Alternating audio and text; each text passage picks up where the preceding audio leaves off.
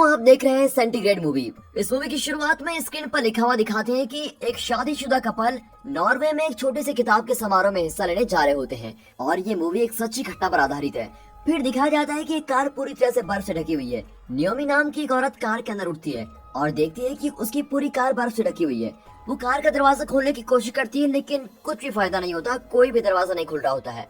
फिर नियोमी अपने पति मैट को उठाती है और वो भी दरवाजा खोलने की कोशिश करता है लेकिन किसी भी दरवाजे को नहीं खोल पाता। फिर मैट बर्फ को पिघालने के लिए कार को चालू करने की कोशिश करता है लेकिन दुर्भाग्य से बर्फ की वजह से कार का इंजन बहुत ही ठंडा हो गया होता है और कार स्टार्ट ही नहीं होती। और अब इस सब की वजह से 8 महीने की गर्भवती नियोमी बहुत ही घबरा जाती है, जबकि मैट उसको शांत करने की कोशिश करता है कि सब कुछ ठीक हो जाएगा, तुम टेंशन मत लो।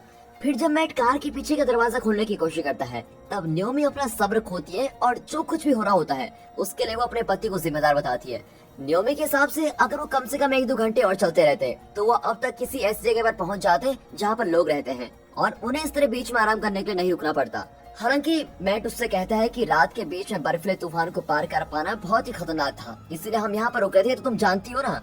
अब उनका झगड़ा चलता रहता है लेकिन फिर थोड़ी देर बाद शांत हो जाता है और जैसे उनका झगड़ा शांत होता है नियोमी किसी से मदद मांगने के लिए अपने फोन से कॉल करती है लेकिन उनकी किस्मत और भी खराब है, उसके फोन में नेटवर्क ही नहीं आते। यही नहीं, उसके फोन की बैटरी में सिर्फ 50% बैटरी होती है, जिसका मतलब है कि उन्हें फोन का इस्तेमाल बहुत ही कम करना होगा।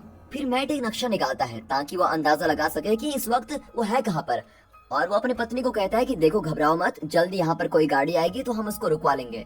मैट सब कुछ करता है जिससे उसकी प्रेग्नेंट पत्नी शांत रहे और वो उसको हंसाने के लिए यहाँ तक कि कुछ चुटकुले भी सुनाता है ताकि वो शांत रहे, जबकि बाहर बर्फ का तूफान बढ़ता जा रहा होता है। और तभी उसको याद आता है कि उसे किसी आदमी ने रोड साइड किट का एक गिफ्ट दिया था जो अभी भी उसके पास कार में है।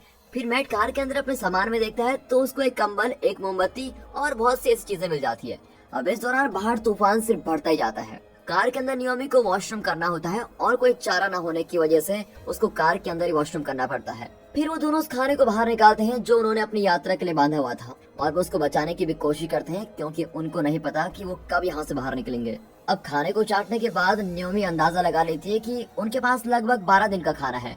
फिर मैट उसको सुझाव देता है कि जो चॉकलेट्स अपने साथ लेकर आए हैं उनको भी उसको खा लेना चाहिए, लेकिन नियोमी मना कर देती है क्योंकि उसने अपनी बहन को चॉकलेट देने का वादा किया होता है। अब ये देखते हुए कि चीजें धीरे धीरे धुंधली होती जा रही है, नियोमी अपने पति को कहती है कि वो कार का शीशा तोड़े और बर्फ को खोदकर वहाँ से बाहर निकले। लेकिन इस वक्त मैट इस बात के बहुत ही खराब होता है क्योंकि उन्हें नहीं पता होता कि बाहर के हालात कैसे हैं और हो सकता है कि बाहर जमा देने वाली ठंड पड़ रही हो, इसलिए मैट कार के अंदर रहने का फैसला करता है। लेकिन ये बात सुनकर नियोमी बहुत ही गुस्सा हो जाती है और फिर उन दोनों में एक बार फिर से बहस शुरू हो जाती है, लेकिन आखिर में नियोमी को शांत होना ही पड़ता है। और अब ऐसे करते करते 4 दिन बीत चुके हैं और वो अभी भी कार में फंसे हुए हैं। बाहर का तापमान बहुत ही ठंडा होता जा रहा होता है। अब खाने की चीजों को बचाने के लिए मैट थोड़ा ही खाने का फैसला करता है। वो अपनी गर्भवती पत्नी के लिए खाना बचाता है क्योंकि उसको इस समय खाने की ज्यादा जरूरत है। और फिर जब मैट सो रहा होता है तो गलती से उसका पैर पानी की बोतल पर लगता है और पानी नीचे गिर जाता है। अब मैट बहुत ही दुखी होता है और अपनी पत्नी को डांटता है कि तुमने पानी की बोतल बंद क्यों नहीं की थी, और दोनों में फिर से बहस शुरू होने लगती है।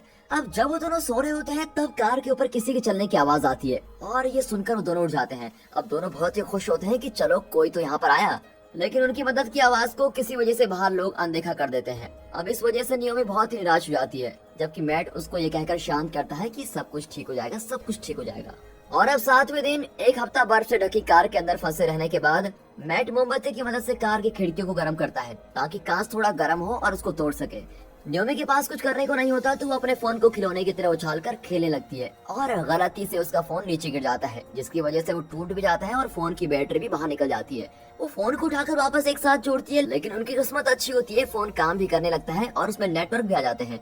और तुरंत नियोमी जल्दी से अपने पिता को कॉल लगाती है और वो रोते हुए उनको बताती है कि कैसे उनकी कार बर्फ के अंदर फंस गई है और उनको जल्द से जल्द किसी की मदद की जरूरत है। और आगे कहती है कि पता नहीं हम किस जगह पर फंस गए हैं, लेकिन तभी बात करते करते फोन की बैटरी बंद हो जाती है। और अब मैट थोड़ा परेशान होता है और उसको फिर डांटता है कि अगर तुम्हारे फोन में नेटवर्क आ गए थे तो मुझको क्यों नहीं बताया, मैं उनको डायरेक्ट जगह बता देता कि हम कहाँ पर फंसे हैं।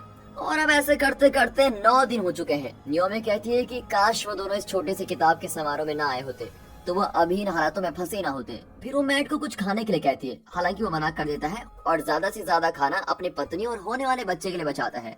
नियोमी एक बार फिर से मैट को कार की खिड़की तोड़ने के लिए कहती है, लेकिन मैट अभी भी मना करता है क्योंकि उसका मानना है कि एक बार खिड़की टूटने के बाद उनके पास सर छुपाने का कोई भी ठिकाना नहीं बचेगा और अब 11वां दिन हो गया है और ऐसा लगता है कि तूफान कभी खत्म नहीं होगा। और नियोमी का भरोसा धीरे धीरे टूटना शुरू हो जाता है और वह अपने पति को एक चिट्ठी लिखने के लिए कहती है, क्योंकि अब उसको यकीन नहीं होता कि वो बच पाएंगे। अब मैट इस बात से थोड़ा चिढ़ जाता है और कहता है कि वो दोनों जरूर यहाँ से जिंदा बाहर निकलेंगे।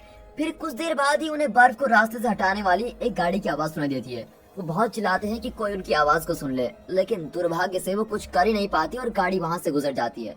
और मैट बिल्कुल ही टूट जाता है और रोने लगता है।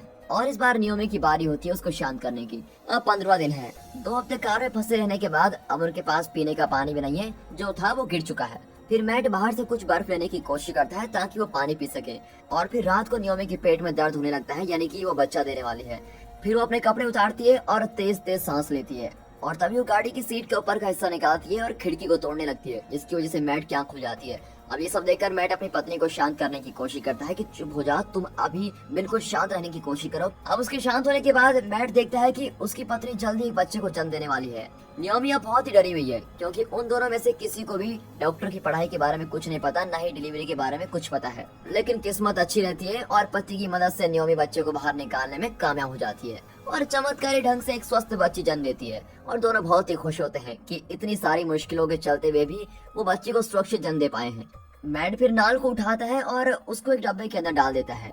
और अब 17वां दिन आ गया है और एक छोटा सा परिवार किसी तरह शांत होता है और अपनी छोटी बेटी का नाम ओलिविया रखते हैं।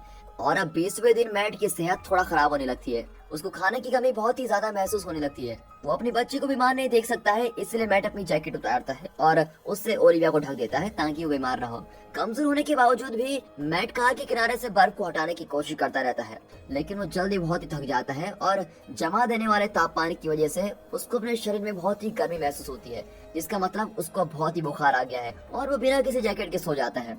लेकिन अगले दिन जब नियोमी मैट से थोड़ा पानी निकालने को कहती है, तब वो कोई जवाब नहीं देता। नियोमी पहले उसको देखती है तो उसको लगता है कि वो गहरी नींद में होगा, लेकिन जब वो उसको जगाने वाली होती है तब उसको पता लगता है कि उसका पति अब नहीं रहा, वो मर गया है। और इस तरह वो उस आदमी को खो देती है जिससे वो प्यार करती है और उसकी बच्ची ओलिविया ने भी अपने पिता को खो दिया है। अब अपने पति के बिना नियोमी को पानी निकालने में बहुत ही दिक्कत होती है। उसका खाना भी अब बिल्कुल खत्म हो चुका है और वो बड़ी मायूस हो जाती है।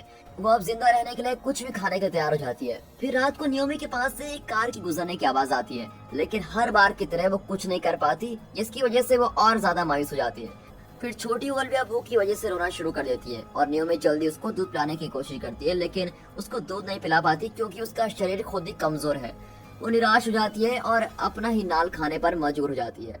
हालांकि कुछ देर बाद वो बच्चे को दूध पिला पाती है और उस बच्चे की भूख इस तरह मिट जाती है। अब बाद में रात को नियोमी अपने मरे हुए पति के बगल में लेटी हुई है और भूख और निराश की वजह से खुद से बात करना शुरू कर देती है। वो मैट की शर्ट को उतार देती है और ओलिविया को गर्म रखने के लिए उस शर्ट का यूज करती है। अब अगली सुबह 24वां दिन है। कार के अंदर सूरज की थोड़ी सी रोशनी आती है और तभी पानी की एक बूंद नियोमी के ऊपर गिर जाती है, जिसकी वजह से वो जाग भी जाती है। अब वो समझ जाती है कि बर्फ पिघल रही है और बिना कुछ सोचे नियोमी सीधे बर्फ में कूदना शुरू करती है। और इतने लंबे समय तक बर्फ के नीचे फंसे रहने के बाद अपने ऊपर चमकीले आसमान को देखकर वो बड़ी ही राहत महसूस करती है। वो अपने साथ अपना सारा जरूरी सामान ले लेती है और अपनी बच्ची को एक बैग में डालकर वहाँ से निकलने से पहले वो अपने पति को आखिरी बार अलविदा कहती है।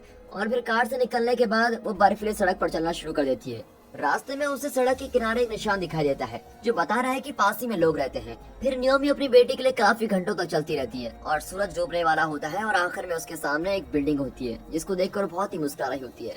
और दोस्तों, मूवी के आखिर में लिखा हुआ दिखाते हैं कि नियोमी और उसके बच्चे को पास के हॉस्पिटल में ले जाया गया। एक्सपर्ट्स का मानना है कि वो इग्लू इफेक्ट की वजह से बच पाए, जो उन्हें बाहर की ठंड से बचा रहा था। आज नियोमी किताबें लिखती है और उसने अपने सारे काम को अपने मरे हुए पति के नाम पर समर्पित कर दिया। और दोस्तों, यहाँ पर ये सर्वाइवल मूवी खत्म होती है। बाकी दोस्तों, आपको ये मूवी कैसे लगी कमेंट करके जरूर बताइएगा और अगर वीडियो अच्छी लगी हो तो वीडियो को लाइक